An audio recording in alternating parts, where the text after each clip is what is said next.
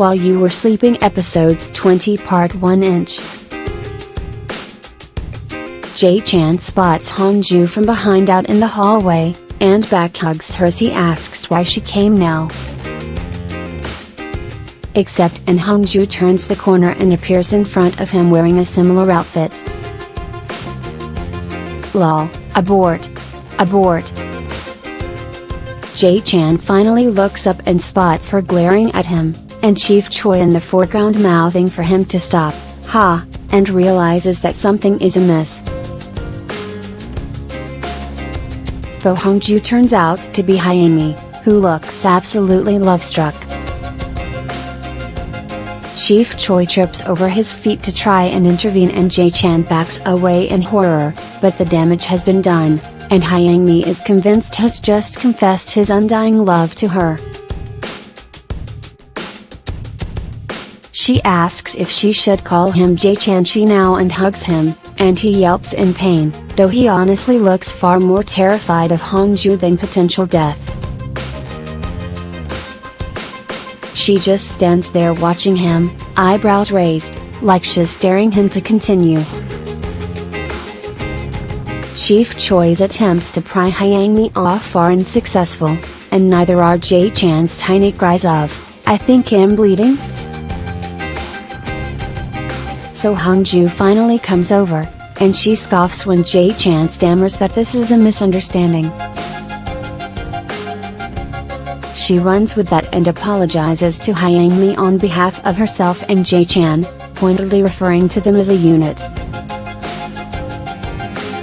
It works and Hyangmi finally untangles herself from Jae-chan, trying not to die of mortification in the process. She asks if Hongju is the Hongju from the Samgyeopsal restaurant, and recalls what her co-workers said about her being a femme fatale.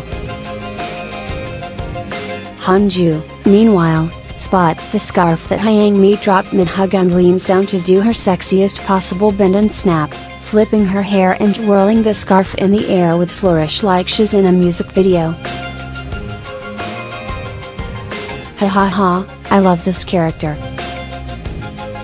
Once they're alone, Hongju goes right back to glaring, and Jae-chan smiles sheepishly. He notes her bare finger and asks if she got the ring and the note, and she says she did, but pretends not to remember him or the note from 13 years ago. He says that their fathers were both killed by a soldier and that they met at the funeral, but again she says she doesn't remember him. Is confused, thinking of the conversation they had when he first woke up after surgery.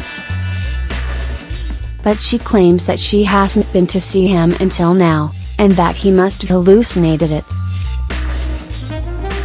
Jae-chan can't sleep that night and tells Sungwon the chestnut from Dad's funeral was Hongju, but that she doesn't remember him at all. Sungwon says that it was a long time ago and they only met for one day, so it's possible that she forgot.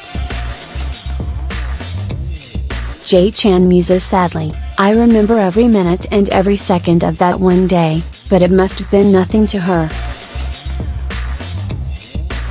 Sungwon holds his brother's hand and tries to make him feel better by suggesting that Hongju must have a terrible memory. Jae-chan heads over to the shooter's hospital room, tries to get past the detectives at the door by announcing himself as a prosecutor. They look skeptical, and then Brainy Smurf appears and demands identification, and rattles off the punishment for impersonating a prosecutor. It's hilarious how easily Jae-chan is outsmarted, so he resorts to calling him minutes in front of them to ask when he can meet the shooter, making a point of shouting his name and title at her. Privately, he whispers an apology for the shouting, and she mutters that he shouldn't do stuff he'll be sorry for. Hyangmi suddenly blurts beside her, "That's what I'm saying. Why do something be sorry for? Why? Prosecutor Lee comes to the hospital to see Jae-chan and spots Prosecutor Sun in the lobby, and she tries to ignore him until he's literally breathing down her neck to say hello. Brainy Smurf runs up and she introduces him as her son Chan-ho, and when asked if he's ill, she says with a little reluctance that he has chronic kidney disease. She says it's gotten worse to the point that he needs dialysis daily, and now they're waiting for a transplant because it's the only answer. Prosecutor Son looks at the window at the rain and says wistfully that on rainy days, she used to think about whether she brought her umbrella that day or washed her car recently, but now that her child is sick, she finds herself thinking that on a rainy day there will be more accidents, and hoping that someone might donate a kidney. She says that the sound of sirens means that someone was hurt, and that someone is suffering terrible tragedy, and but to her it's a straw of hope to grasp onto.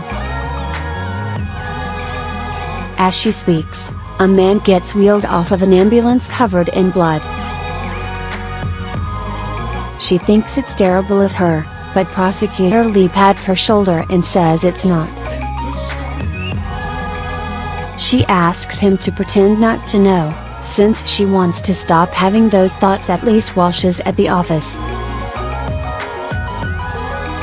A nurse returns an earring that was found near Jae-chan's bed when he was in intensive care, and he recognizes it from his so-called hallucination of Hongju's visit. He returns it to her over lunch, and when she claims it right away as hers, he calls her out on the lie that she never came to see him.